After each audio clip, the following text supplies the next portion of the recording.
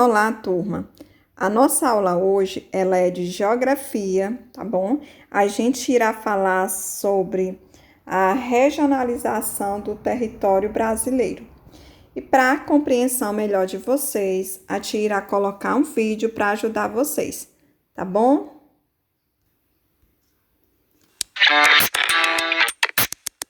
Bom, pessoal, vamos pensar por que é necessário dividir o Brasil em regiões.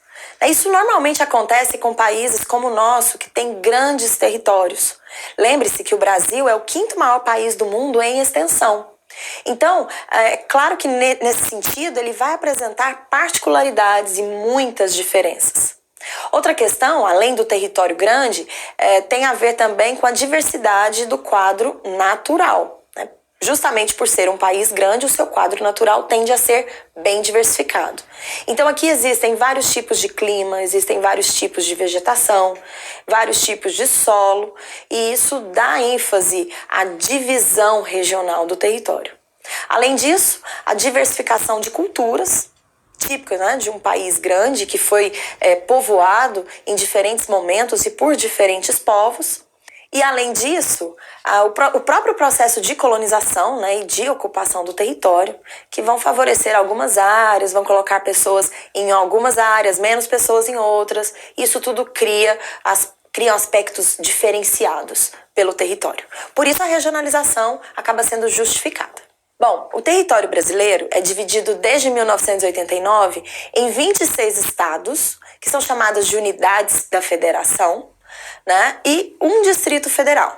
E esses 26 estados e mais o Distrito Federal seguem uma divisão regional que é chamada de oficial, porque ela foi criada pelo IBGE em 1969. De lá para cá, é claro que ela foi alterada, porque novos estados da federação surgiram, mas ela se mantém. A famosa divisão político-administrativa é a que divide o Brasil em 5 regiões.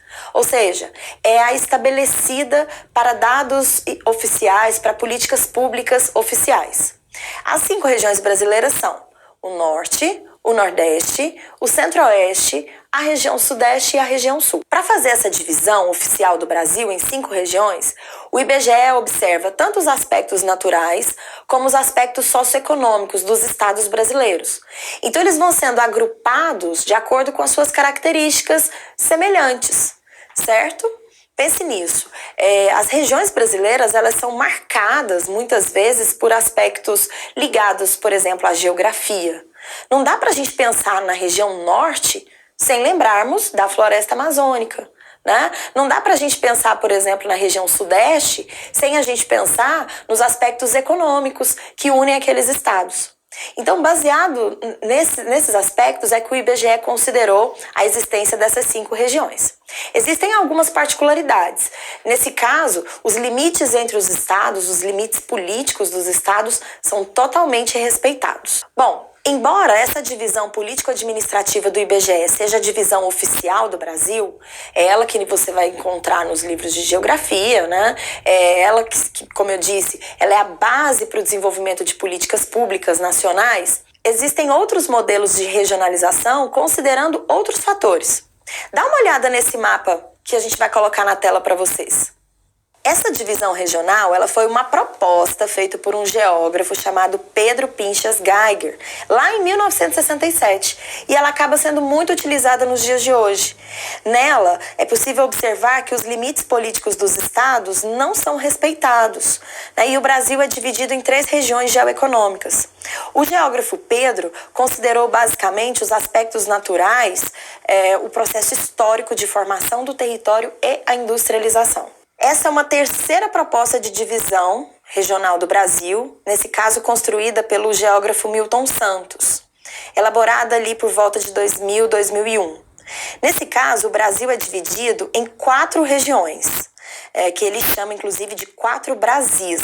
O professor Milton Santos, ao apresentar essa proposta de regionalização, ele considerou basicamente os elementos ligados ao processo de globalização, no caso a instituição das redes, que basicamente caracterizam a globalização.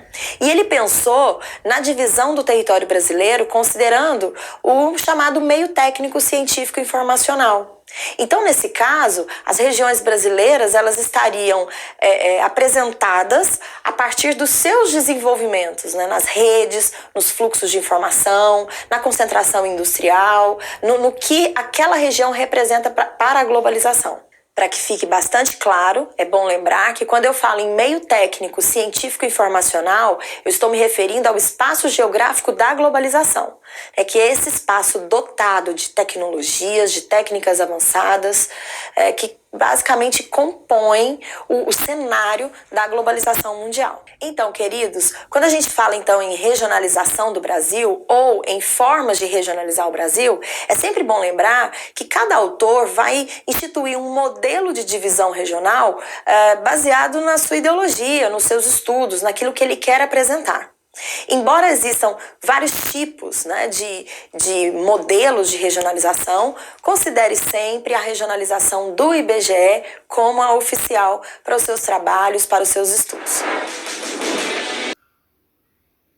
Bom, pessoal, a nossa aula, ela fica por aqui, tá certo?